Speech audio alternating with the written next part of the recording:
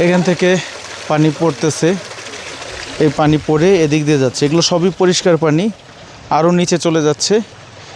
এরকম আরও দু একটা হয়তো বা নিচে যারা বসবাস করে তাদেরও আছে। আমরা উপর থেকে নেমে আসছি নিচে, আমাদের বাসা হচ্ছে পাহাড়ের একদম উপরে, সেখান থেকে নিচে মাঝখানে আসলাম, মাঝখানে এসে পানি নিচ্ছি।